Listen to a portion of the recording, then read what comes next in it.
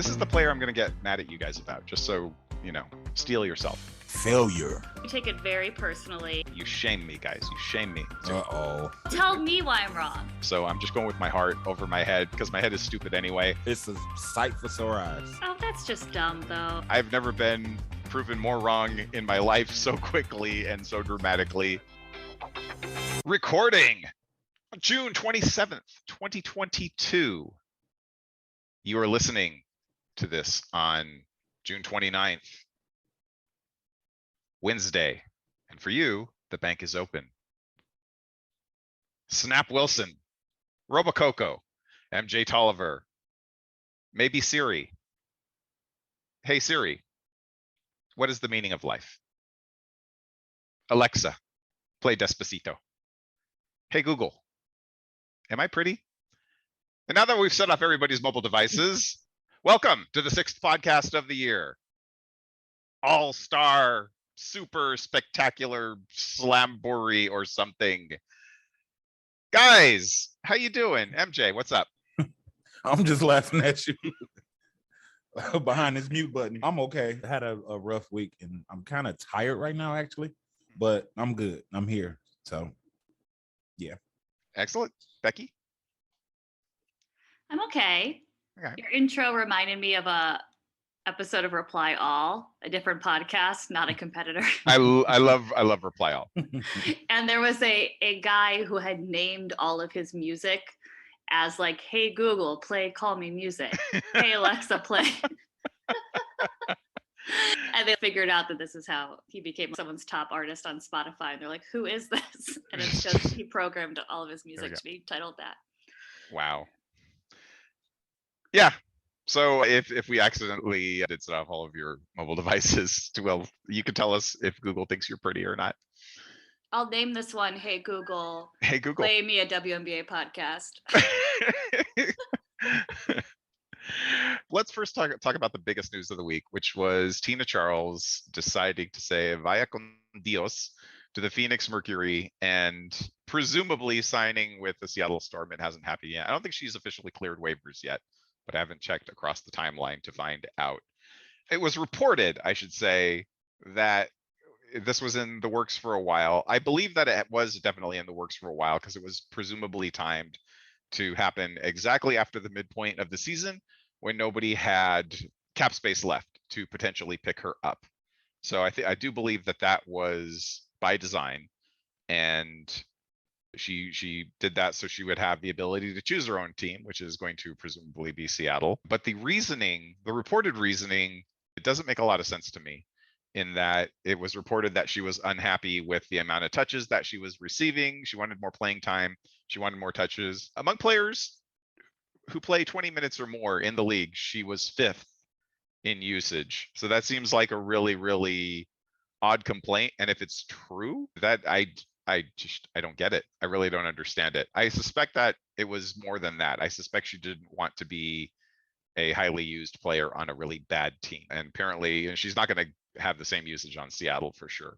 So, but what were your guys' thoughts on this? MJ, we'll start with you. What did you think about this when you heard the news? I heard so many different stories around it. Like, did she fall out with some teammates, or somebody was saying maybe the coach wasn't listening to her, or, I done heard so many different things, but at least she is in Seattle now. And I don't know, maybe Seattle figures it all out and can not have an identity crisis by having her there.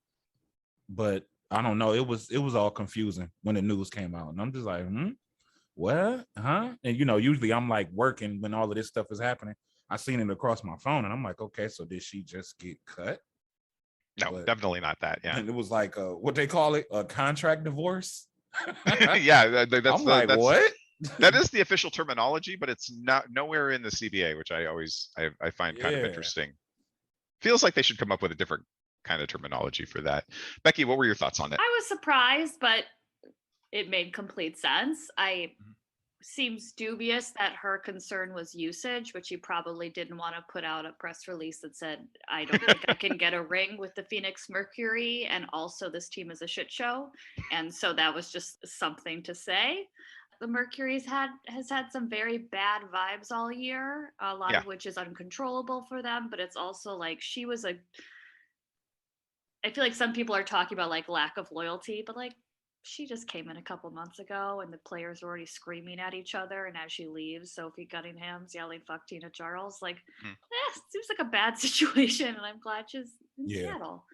There's a couple other players in Phoenix that I would love to see on a different team. I believe you tweeted to that effect. Yeah, free Diamond, but it certainly makes the Storm more interesting. And that was my main complaint, is that they were boring. So I'm excited to see how the fit works over there. I could see it both ways. I could see her wanting to get out. I'm pro labor, as I think everybody knows.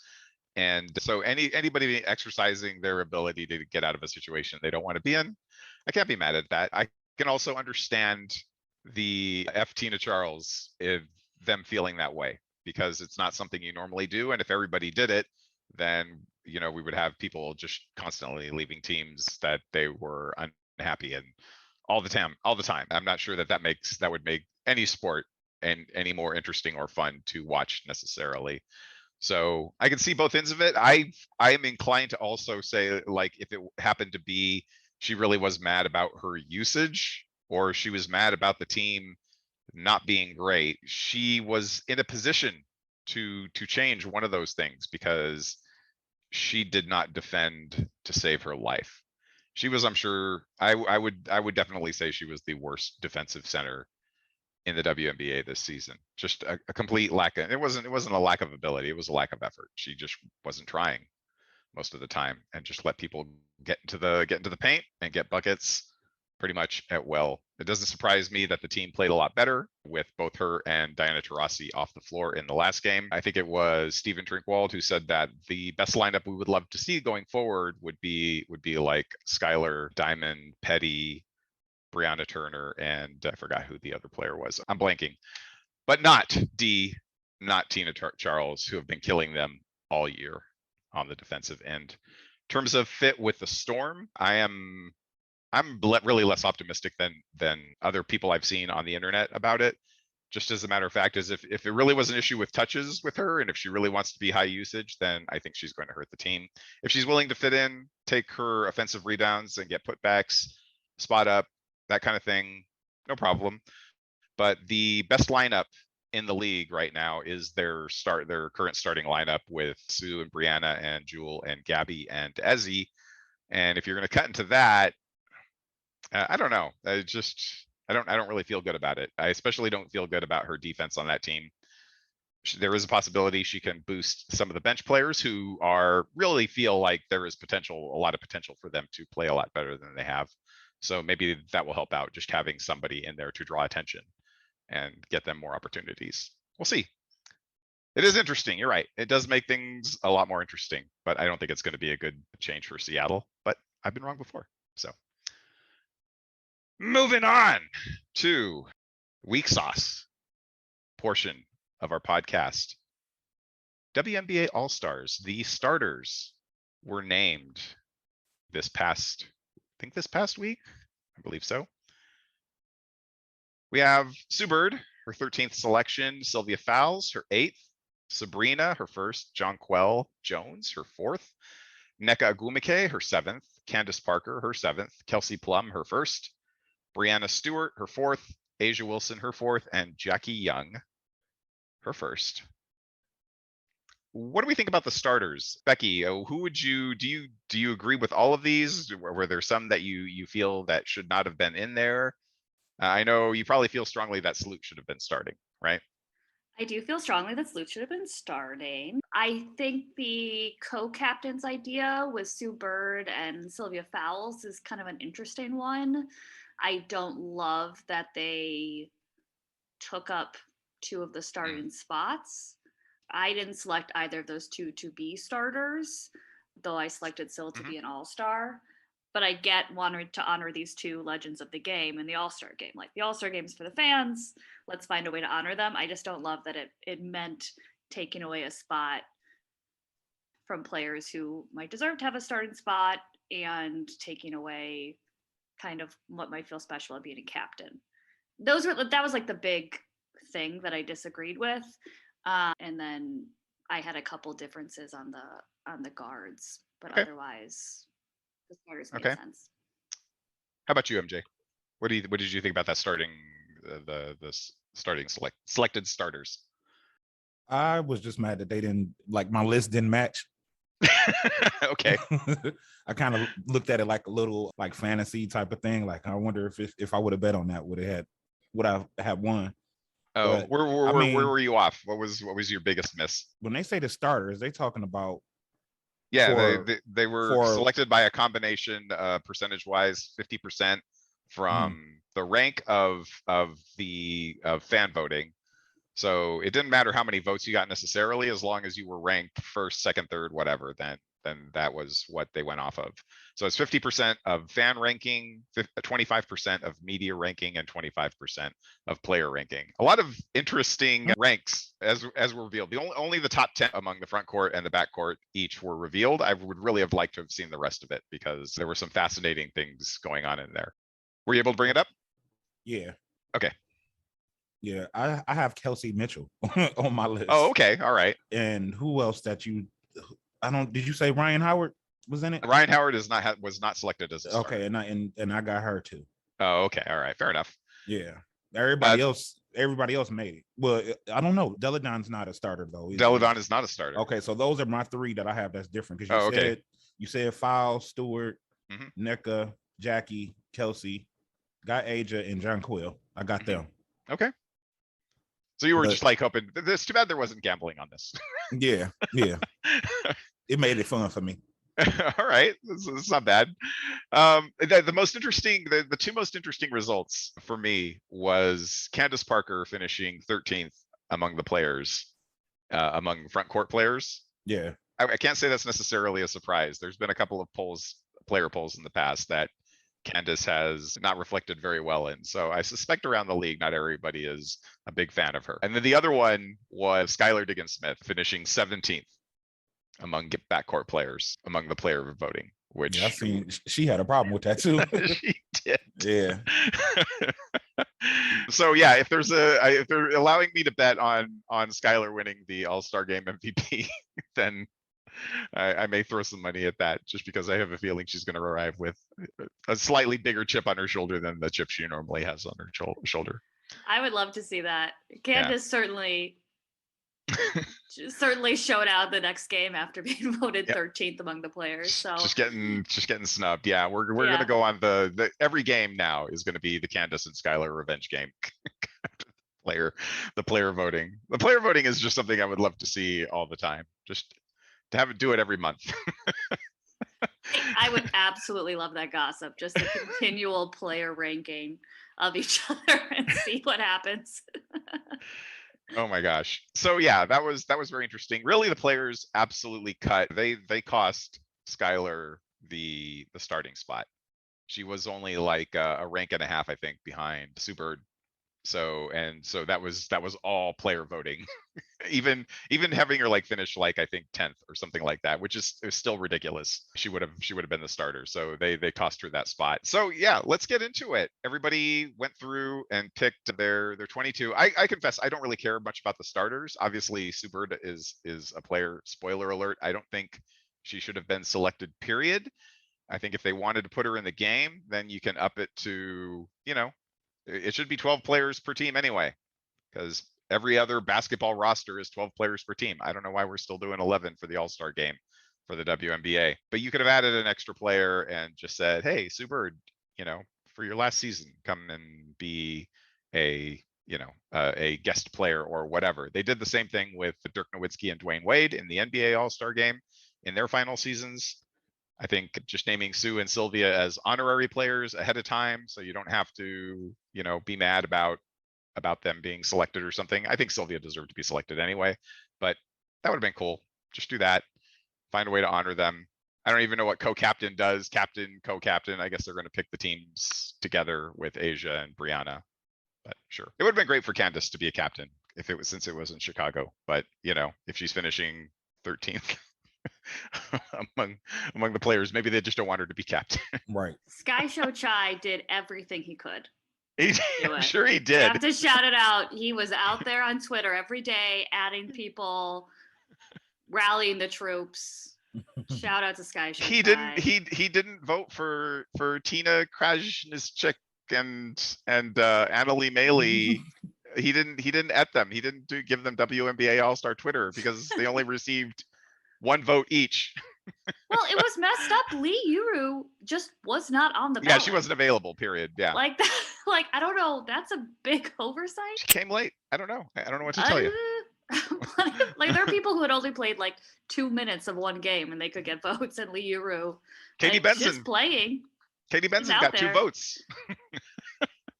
I would have thrown a vote for Lee. Yeah, I would have. Some Well, next time, now that I honorary know that vote. they track it down to like the individual vote, I'm giving everybody All-Star votes. Next year, I'm going to be handing them out like Oprah. Just everybody. If you play 1 second in any game, you're getting at least one All-Star vote. And you get a can, vote. You get a vote. You can Yeah. thank me. I'm doing it. So, all right, let's get into this. Oh, okay, we'll start with you, Becky, just because you actually definitely picked out starters. So who did you have in place of Sue and Sylvia? Okay, so my starting guards, I'll throw a little gripe in here just to start with. The guard front court distinction doesn't make a lot of sense, one, because we're just picking the best players, but it also has this weird thing where there's so many like small forwards that are just in the guards. Yep. And I found that tricky because, like, Jackie Young and right, Leah Copper are both guards, even though they play almost exclusively at the 3. Kalia was listed in the front court on the ballot, I believe. Oh, was she? I thought she was listed as guard. No, she was listed in the front court, which I found okay. Weird. Yeah. I mean, she does play. She plays the 3, like almost exclusively. Sure. For the Sky, so I don't. And she's more of the, despite her frame, which looks very perimeter frame, she's more of the rebounding type than she is necessarily the perimeter type, which is kind of interesting. Yeah. But, so my starting guards, I had Kelsey Plum and Jackie Young, and then instead of Sabrina and Sue, I had Courtney Vandersloot and Skylar Diggins-Smith. Okay, yeah, can't argue with that. Obviously, you saw her yesterday, Courtney Vandersloot, the best point guard in the league. Like, she's just out here. She's playing less minutes and still putting up insane numbers. She's clutch. She just deserves to be in there. I think Sabrina had a good case to be a starter, but I frankly couldn't get that Sky New York Liberty game out of my head where they looked like a high school basketball team out there. Like, I just couldn't. She's been playing really well lately, but I couldn't get those early games out of my head. Skylar has definitely been playing well enough to be a starter. Yeah. Oh, that's the same. That was about Sabrina. Skylar, Yeah, I yeah, think. Yeah. She's done great this year despite being on just an absolutely awful team. And then for my bigs, I switched out Syl, who I put as a reserve, with Alyssa Thomas.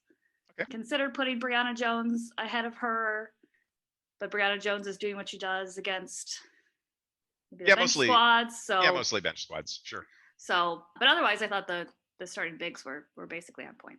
Okay.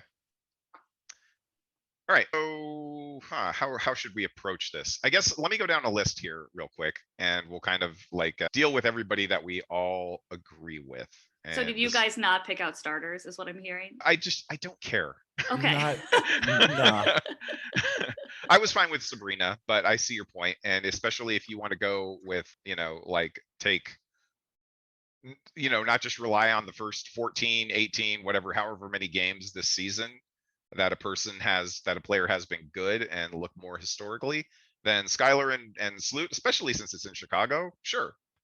That makes perfect sense to me. Over Sabrina, and especially over Sue Bird. I think Sabrina this year has definitely played well enough to be a starter, but I don't care. If she comes off the bench, it's not going to bother me. So yeah, I think we all agree on, let me see, Brianna, Asia, Nneka, Jackie, Sylvia, Skylar, Kelsey Plum, Sabrina as somebody who should be an all-star. All good. Anybody have any gripes with any of those names? Nope. Let's move on. Jonquel. Everybody okay with Jonquel? Yep. All right. She makes the list. Everybody's okay with Candace, I'm assuming. Everybody's okay with Sloot, I'm assuming. Are there any other locks out of those names that you think don't bear we can just skip past and not really necessarily discuss? Okay. So that is 11. All right, MJ, let's start with you. Give us the rest of your all-star roster. I'll make notes here. What's the pool of players that's left? Well, there's a lot of players that are left. There are 119 left. Or Oh, no, you that's not mean it. just league wide? 133. Yeah. What are you talking about? Everybody's available. There's nobody off limits. Who did you have in your 22 total? How about we do this? Why don't MJ, you throw out like 2 or 3 more names? So we're kind of next Okay. up, and then we'll see if we all have them, and we can kind of work through and see if we can get a list. Didn't hear Enrique. Okay, so you think Enrique should be a lock. Yes. Okay, I don't have her as a lock, but we'll get into that. Yeah, because she's just like, she's really good this year. Yeah, Look. the case is easy enough to make. She's third in the league in scoring. And if you want to say, say your argument is, you can approach this from in a number of different ways. You could be like, I want to select the people who are the most entertaining, and I would like to see in an all-star game. That's perfectly valid. And she would be one of those players. Yeah, definitely. I didn't hear Jewel Lloyd. Okay. Who else? I would be biased and say Chelsea Gray. Okay. But I'm not sure if the numbers really reflect that she deserves to be in the all-star game. All right. I don't have any of them in particular as locks, but I do have them as all very probable. I think I would be fine with any of the 3 making it. Yeah. I would understand any of the 3 missing it. It seems weird to say that about Jewel Lloyd, but she really has kind of struggled offensively, just compared to her usual level of play. Yeah, just the efficiency has not been there. Plenty of cases to make for and against. And this is why I'm kind of gathering this list of could be in, could be out players. What about you? Of the names you haven't heard yet, Becky, who would you say should be a lock? Oh, should I not comment on those other 3? Oh yeah, go for it. How do you feel about those 3? I had Enrique on the team. Okay. She was one of the last few. And then Chelsea Gray and Jewel Lloyd were both on my just barely last out list. Oh, okay. So you didn't have either of them on it. You mentioned. Yeah. A couple we haven't mentioned yet that I think certainly should be on there. Alicia Gray. Okay. I agree with that, by the way. Brianna. Yeah. I consider her as a starter. I said that wrong. I said Chelsea Gray. That's what I meant. Oh, okay. Yeah, that's what I meant. Alicia. I mean, Chelsea Gray has a case too, but yeah, Alicia Gray. No, I meant Alicia. I don't know. I always, it's like I get her mixed up sometimes. I get the Mitchells mixed up, and I get Sloop Quiggs mixed up a lot. I don't know why I do that, but I just do. Okay. But, yeah, there was a while there that Chris Paul, Paul George, and Paul Pierce just like I literally could not figure out who was who. Speaking of repetitive names, Brianna Jones, I think, is a lock. Forgot about her. I didn't even think about her. And then another name I'll throw in as a lock is Elena Deladon. Fair. I didn't have her only necessarily as a lock, but that's only due to she's now played barely over half the games. I think 13 out of 20 total, if I'm not mistaken. Right. And the players certainly didn't think she was a lock. Right. Apparently not. But this is also maybe she wouldn't play because she's just trying not to injure herself. But this is another one where it's like, okay, yeah, she's resting a lot, but she's a 2-time MVP, back. This is exactly who we want to see at the All-Star game, No, 100%. I had her in, and it wasn't, I think she's, just given her level of play, you could say arguably she's out, but just because of the limited amount of games. On the other hand, it's, if you're not worried necessarily about, look beyond this half of a season and look over the length of their career. Yeah, Elena Deladon is definitely somebody you're not gonna mince, take that maybe in, maybe out, and then decide the other way, because if anybody deserves to be an all-star, it's somebody like Elena Deladon. I agree with all 3 of them. Alicia Gray, the only reason I left her out is because I just think that a lot of people are probably not, they don't look at the advanced numbers and realize what she's done. Friend of the pod, Eric Nemchuk, wrote a really good article on it. I retweeted it from my own account from Snap Wilson. It lays it out as good as it can. Among perimeter players, she probably has the highest efficiency in the league. She does everything. She is able to find her own shot. She's able to distribute. She's able to defend. She's one of the best wing defenders currently going right now. There's no reason to leave Alicia Gray off. She has been Dallas's best player. She definitely belongs in the game. Since you two seem to agree, we can just throw her up there in the lock list and leave it be. I So, got another name. oh, go ahead. What about Sabrina? Sabrina, Ionescu. we already all agreed on Sabrina. Oh, We're okay, good. okay. We're good. I do agree on Brianna Jones as well. Brianna Jones she's basically been doing what she did last year, maybe an improvement even per minute improvement overall, and just a visible improvement, as you could see. Even if she's doing it against bench players, well, then, it's too bad for you if you're playing your bench players against her because she's fantastic.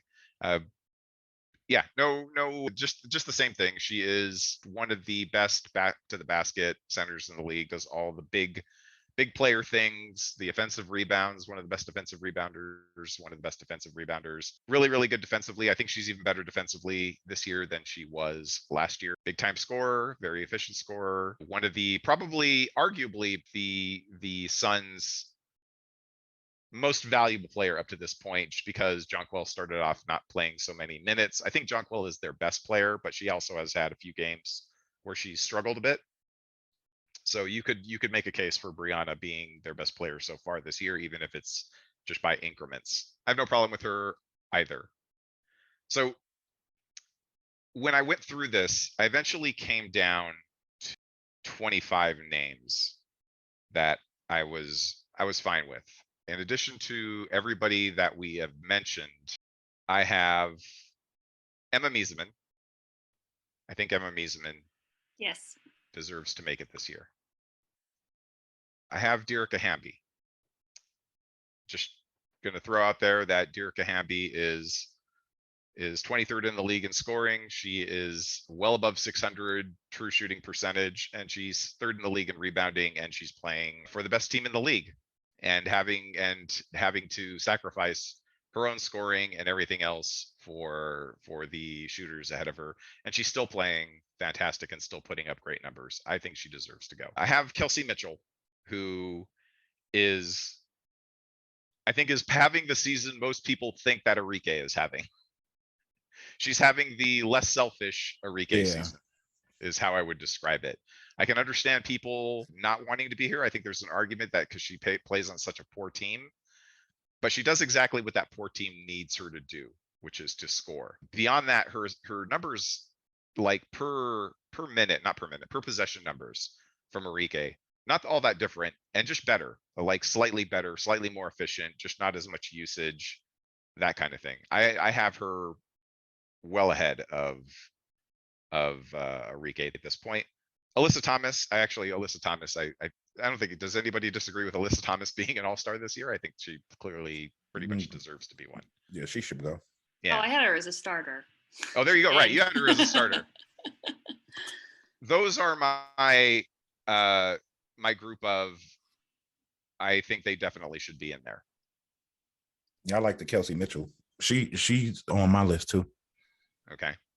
Kelsey is on my list. Hamby was literally the last one out. Oh, all right. Last one.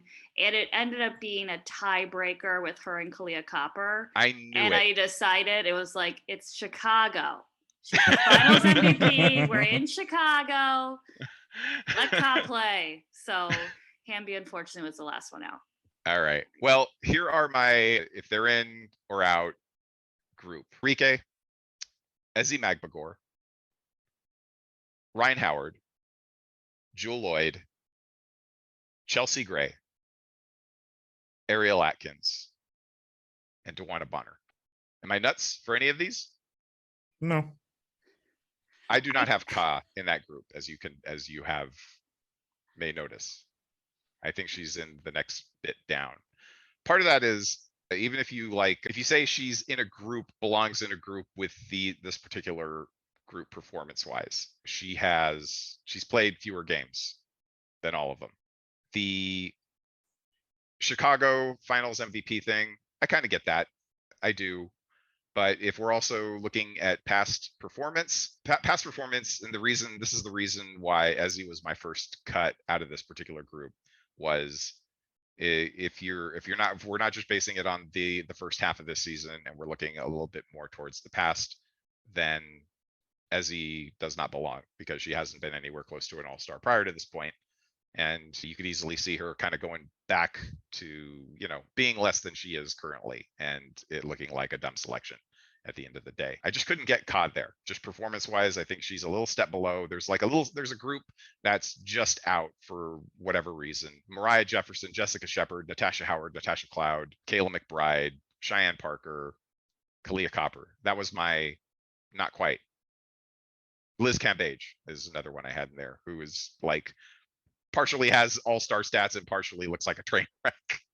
I felt perfectly fine leaving her out. The usage, part of it is the scoring, the usage. I know that she's taken a little bit of a back seat when the Sky have their full complement. And then when Candace missed some games, she kind of popped up and exploded a little bit. That's just part of it. The other thing is, I'm guessing, wait, you have all four, right? You have 4 Chicago All-Stars, right? I do. I just say like they're hosted in Chicago because we just won a championship. Sure. And if you're not gonna have the Finals MVP there, then what's the fucking point? Just put her in. Put her in. Like, Okay. I don't care. All right. This is a Sorry, but This is an uncensored Wow, you know what? edition All of right, the 6th podcast of the year, ladies and gentlemen. Becky, it is routinely me that drops the most. I want to hear the words kitty on the cats. pod. Oh, that takes a lot of work to actually edit it. All right, fair enough. Just curse So away. then what's the round?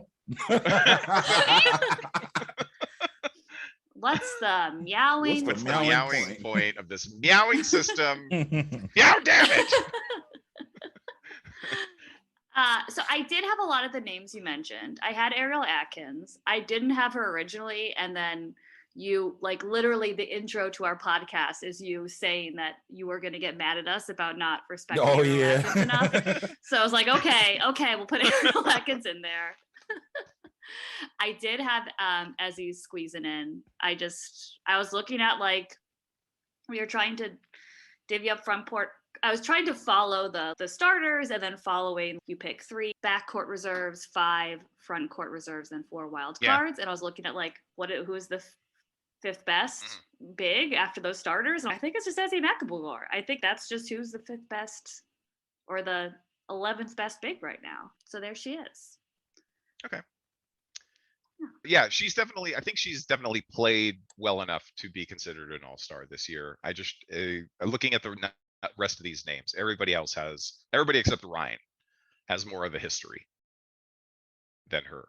That's why she was my first cut out. Amongst the rest, it's an interesting, there's like some issues with efficiency. Arike is probably a little better than people think she is efficiency wise, but then again, she's also had a lot of train wreck moments this season, probably more than anybody would expect. Ryan Howard's efficiency has really dropped, but on the other hand, she is also probably the best all-around player of the lot when you look at everything, rebounding and passing and defense. She's the only one of the group of this guard group that provides rim protection. And then you get Ariel Atkins efficiency kind of in the lower end of this group. Chelsea Gray's efficiency kind of a little bit on the lower end of this group, but the only point guard.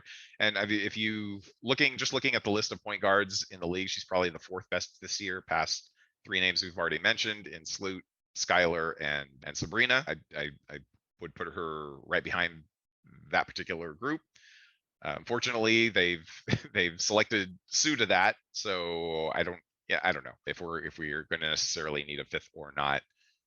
And then Bonner, she's played, I think, a lot better this year than I expected her to in terms of efficiency, just kind of getting squeezed out amongst the other bigs that are potentially on the roster. When it came down to my final 22, so we had Brianna, Asia, Nneka, Jackie, Sylvia, Skylar, Kelsey, Sabrina, Emma, Derica, other Kelsey, Alicia, Brianna, Elena, Jonquel, Alyssa, Candace, Courtney. I did go with Howard. I did go with Jewel Lloyd, just based on history as much as anything else. I did go with Chelsea Gray. I did go with Ariel Atkins. I think that's everybody. Yeah, that's 22. Last one out was Bonner, who just kind of got squeezed out by all of the other good bigs on this roster, and Ezzy for a lack of history. And then I kind of feel good about that. Arike missed just because if we're looking at this overall group, I don't think she necessarily, the only person she gets past is Ryan in terms of history. You know, I would not be mad if she got in ahead of anyone else in that particular group, but I felt pretty okay leaving her out just because I think that she's also the worst defender of everybody in here. And she's playing in a way that is just kind of maddening. And maybe not making an all-star game would maybe force her to think about something, unless it just made her mad and then she was like, everybody's against me. I don't know. That was my list. I do understand the Ka thing and just like, hey, she's the reigning, you know, finals MVP and the game is in Chicago type of deal. I would knock Hamby out for her at this point. I would probably look a little bit lower down the list. I would have knocked Ezzy out amongst your list if that was the case for that. The other thing is, a reason to knock Ezzy out is because they put Sue Bird on the team. If they put Sue Bird on the team, then I definitely don't think Seattle deserves 4 All-Stars. So somebody has to go. Oh yeah, That's my all. list had 2 Storm All-Stars, and it was just Brianna and Essie.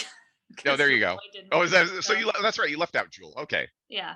All right. Fair enough. Yeah. I did go through at the end and kind of like check my math in terms of who from which team were where. Right. And so like the Aces only had 3 players, but they're all 3 starters. And the Chicago had 4 players, but 3 of them were reserves. So I was like, that seems fine. Particularly when we just crushed y'all the other night. So Whatever. Whatever. Season ain't over yet. Them fighting words. All right. So who made your list, MJ? I didn't make that huge list that you did. You didn't do 22 players? No. Oh, okay. I settled on the ones I voted for.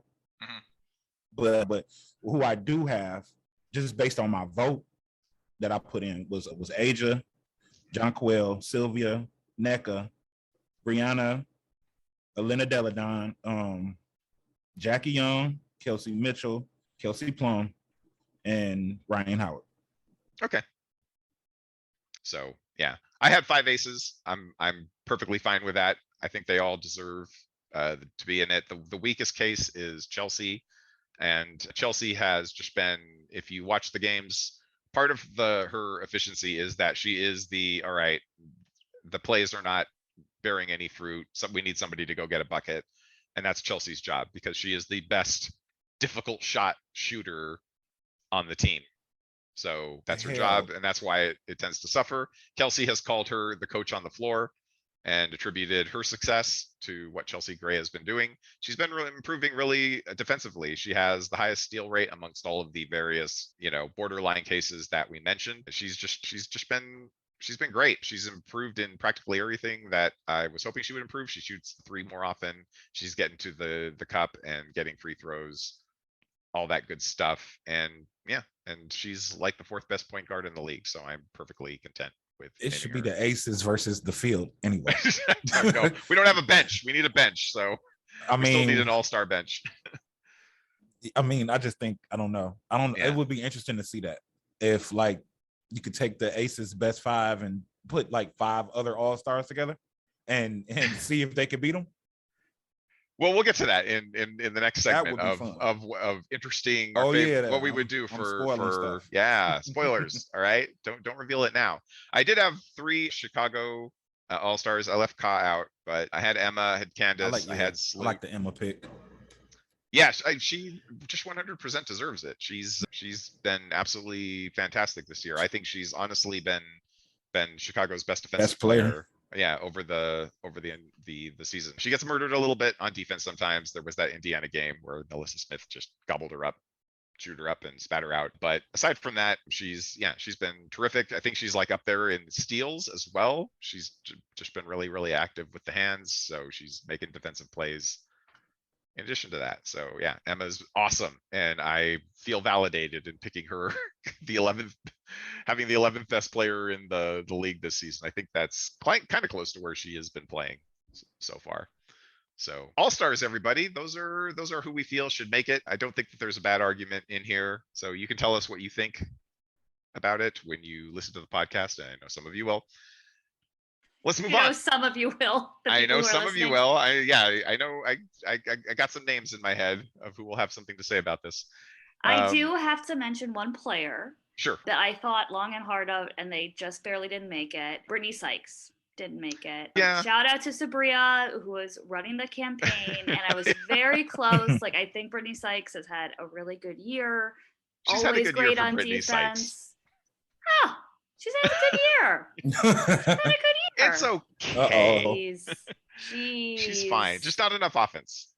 She had a great offensive spark game that was super fun against the Wings. And she's always strong. She's always strong on defense. And, frankly, she would be a fun player at the All-Star game. Like, the only argument I would say, for example, against Emma Miesemann is like, she's probably will be the most boring All-Star player just because her game is so like fundamentals heavy. Methodical, right? Yeah. Yeah. She does great off-ball movement and rolls really well, and none of that is fun to watch. That's super exciting. What are you talking about? No, it's fun to watch in a real game, but they're not gonna run sets, Maybe James Wade's coaching. Maybe he'll have them running sets and be taking people out for. Yeah, why not? That's right. Not fast enough. It's gonna be Becky versus James. Yeah. This is gonna be like a theme all season. We're also gonna meet up for the Commissioner's Cup. Mm-hmm. Yeah. Potential rivalry renewed. Who knows? Okay, great. Yeah, Brittany Sykes. Shout out to Brittany Sykes. She's wonderful. I just realized. Let me do this real quick. We forgot to do the sixth women performances. Let me bring that up. I got all excited about All-Star stuff, and I completely forgot about this. Super duper quick, just because there is some interesting stuff. I remember you tweeted out that Jessica Shepard. You think that Cheryl's just trying to get her to get sixth woman consideration. That's why she's keeping her off the bench and then bringing her in with 35 seconds into the game. What else is that? Well, it's paying off. She's had 3 good performances this week. 15 points against Chicago, 15 points, 6 of 8 field goal, 8 rebounds. Against Phoenix, only 6 points, but 13 rebounds and 5 assists.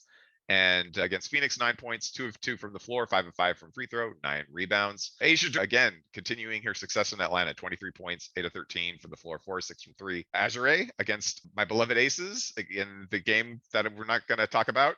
And 19 points, 8 of 10 from the floor, 3 of 4 from 3, 7 rebounds, 2 steals.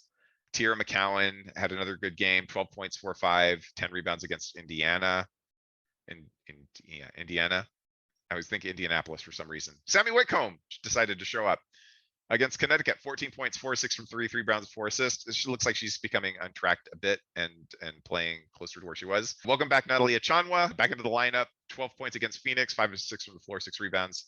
Chene against Washington, 10 points, 5 of 7 from the floor, 9 rebounds, 4 offensive. Azure again against the Sparks, 15 points, 3 rebounds. And just because you got to throw me a bone here. Finally, a decent Aces bench performance against Chicago. Teresa Plaisance, 10 points, 3 of 4 from 3, 7 rebounds. The only good bench performance we've had all freaking year.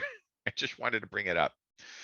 All right. I actually looked it up. I'm obsessed with 2 stats, and that's Chicago personal fouls drawn, which were still last in the league, and the bench production on the Aces. And the Aces bench is averaging less than 10 points a game. Oh, thank you. Isn't that wild? Yeah, that's great. That's wild. I know you love stats, Snap, so I thought you'd like to hear it. Thanks. No, he sounds real upset about that. No, it's meowing great. It's meowing fantastic. Meowing happy about it. Thanks for the meowing stats. All right, moving on to emptying the bench. Dream All-Star format. You get to design All-Star weekend for the masses, and you get to construct it however you want it. So let's hear how you would put this together. MJ, what are your thoughts? What would you want All-Star weekend to be? All-Star weekend. Well, I think they should implement knockout. And that's where it's how's it set up? Is it 3 people at a time? Yeah, this is now I'm curious. What would your format be? It won't be the actual All-Star game itself, but just to add something to the weekend, they should add knockout. And that's where it's 3 players that you going 1-on-1. with a person, in half court setting. When you score, that person swaps out with the other person, like whoever's standing on the side. And then you go to a certain number, like maybe 7 or something like that, maybe 10. Whoever gets to 10 first wins. That would be fun. I've long said that, they needed to do that just in the All-Star, for like the All-Star weekends for both the men's and women's. Like they just need to add more fun stuff to it. Okay. And I think that would be fun. Then we'll also get to see a lot of the best players go one-on-one. And I think a lot of people would like that. Yeah, that might be fun. Anything or else? they could play 21. Oh, I mean, there's always that. Yeah, that's that too. And then as far as the All-Star game, I like what do they call it? What is it? What is the NBA doing right now? Oh, the Elam thing. Yeah, the Elam ending. Yeah, I want them to bring that to the WNBA as well. Yeah, me too. That would be fun. Like I said, I advocate that for like the regular season and playoff games. I love the Elam ending. Yeah, it's definitely the way. It's best way to end a game rather than worrying about somebody attempting to foul while you're up 3, right, and not quite doing it right. Yeah, that might actually solve that problem. Yeah, no, it would 100% solve that problem. Yeah, and the intentional fouling and all that other crap. It would go away. It would stop because you're giving free points away. It's like that's not what you're trying to do. All right. What about you, Becky? What is your dream all-star format? I just had 2 suggested events.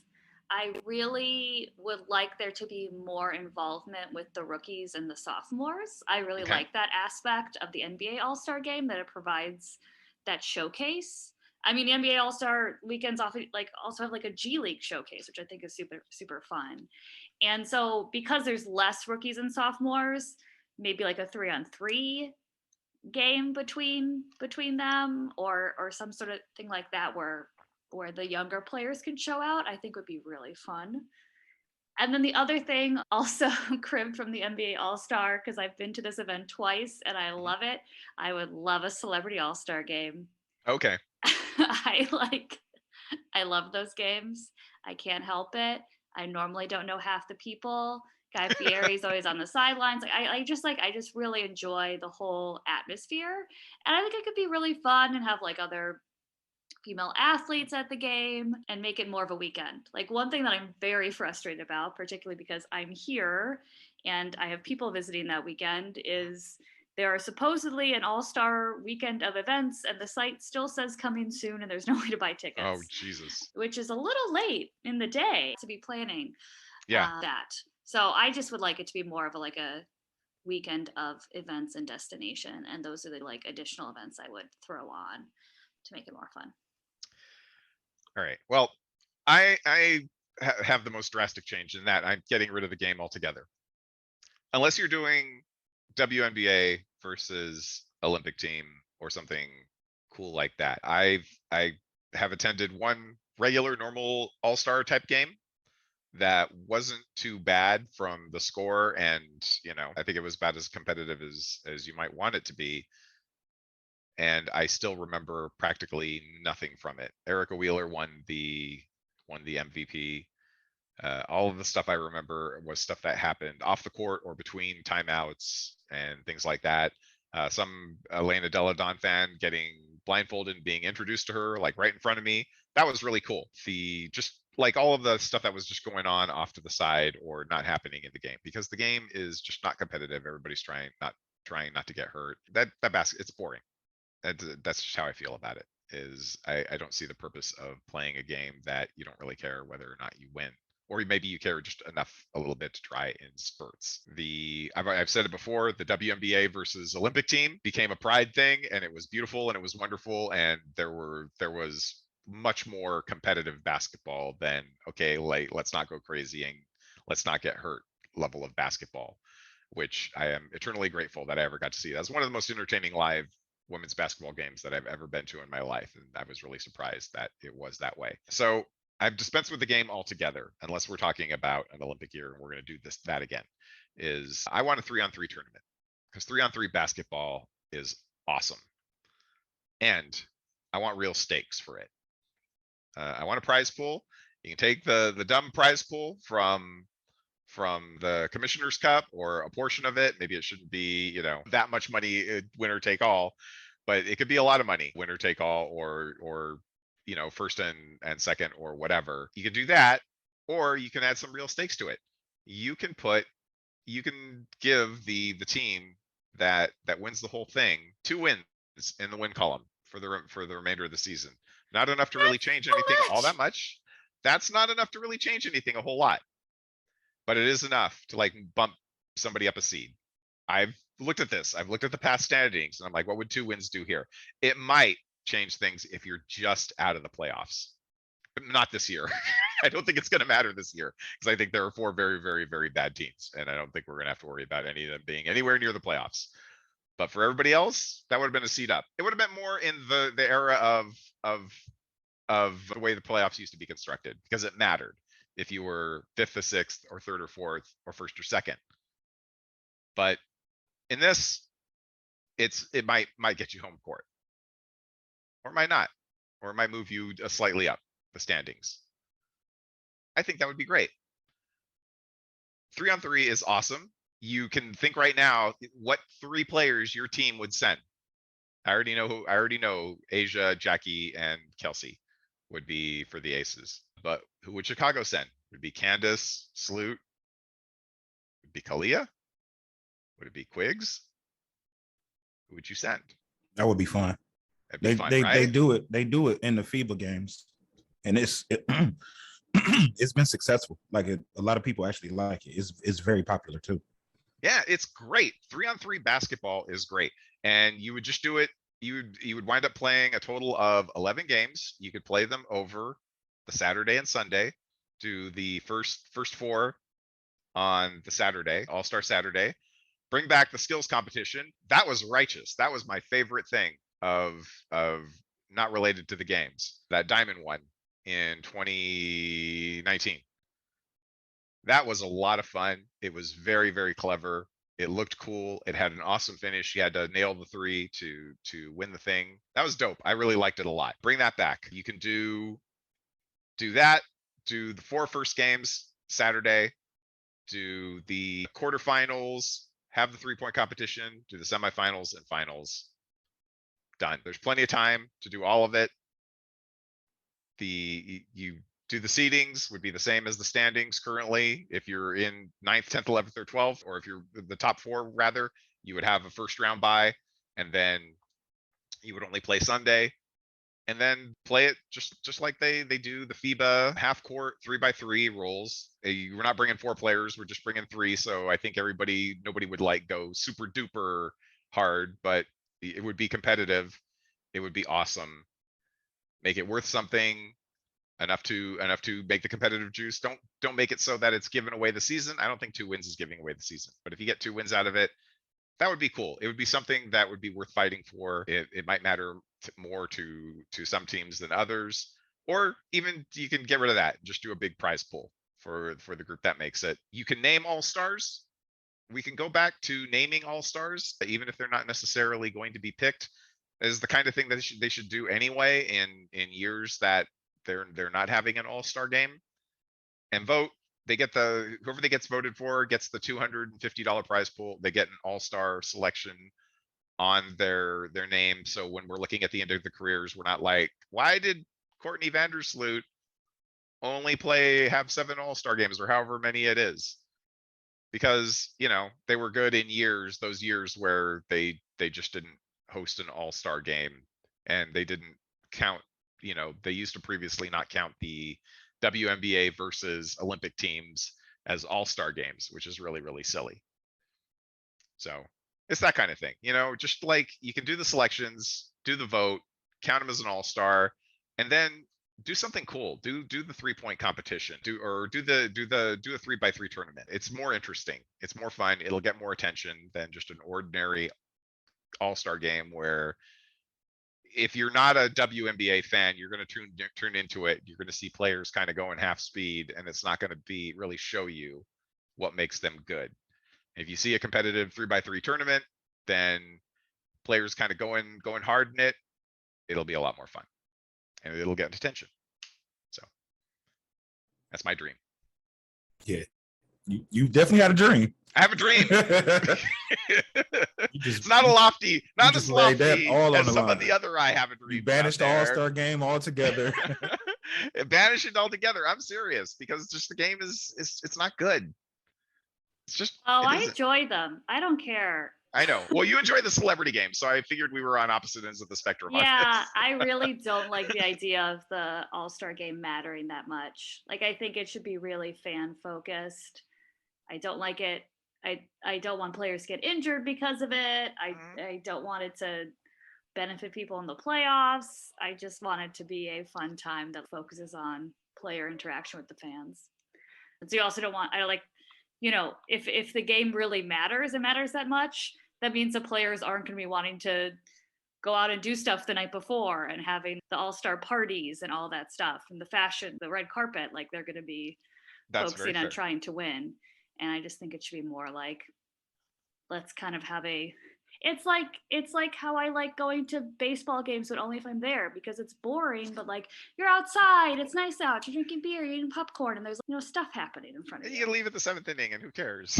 Yeah, All-Star game. It's just a fun time. That's what it should be. I do understand that. I would just really like to see a 3-on-3 tournament. It's like, do a 3-on-3 tournament. Come on, just give me 1 year. Just do it for 1 year. I'd love to see it. Other than that, yeah, I mean, I love the WNBA versus US team. That was a lot of fun. And I just don't care about the game otherwise. If they don't want to go all out in the 3-on-3 tournament, don't make the stakes for the thing. But I think that it would, there's more energy in a 3-on-3 game than there is in just kind of a you know, if you have a time limit on it, forget what the normal time limit is for the games. Just put the time limit on it and have everybody try and do as much as they can within that time. It'll be energetic, fast. And I don't necessarily think there's any more of a risk of like people getting hurt or anything like that. So Yeah, I like the 3x3 tournament idea. I don't like it being all players on the same team from the same team, because I Oh. think part of the fun of the All-Star game too is watching what does it look like with Jonquel Jones playing with Breanna Stewart. You're just not gonna be able to see that in the WNBA. So it's fun to see different players interact with each other. So I'd be fine with turning it into a 3x3 thing, but it's still, I would like it to be a mix of players who are all. Well, there you go. Yeah, you could do a Also, draft. I love this dumb little draft too. Yeah, that's an idea, right? So you could have however many. You don't even, if you do that, you don't have to have 12. You could have like 8 teams, and then take the 8 top vote getters, and they're all captains or something like that. That'd be cool. Yeah, All right. I like that. Okay, we compromised. We found We worked through our differences. Next week, Israel, Palestine. We're gonna get that done. Knock that out. North Korea, South Korea. We're gonna move on. Take over the world. All right. I mentioned last week that I was going to be on a thing with her hoop stats, but they canceled because they were not ready to do the thing. So I will be on that in the future, and I will let you guys know when that happens. It just got canceled on me. So that will be there. Does anybody have anything else to promote or any last thoughts that they want to get out? Nope. No. All right. Well, hey Siri, play Despacito. Alexa, ¿dónde está la biblioteca? Hey Google, am I pretty? This has been the 6th podcast of the year. That sounds like something to do and throw it in the intro. For Robocoko, for MJ Tolliver, for Robococo's phone, I'm Snap Wilson. Peace out. Peace out. Have a good week, everybody. Yeah. Meow.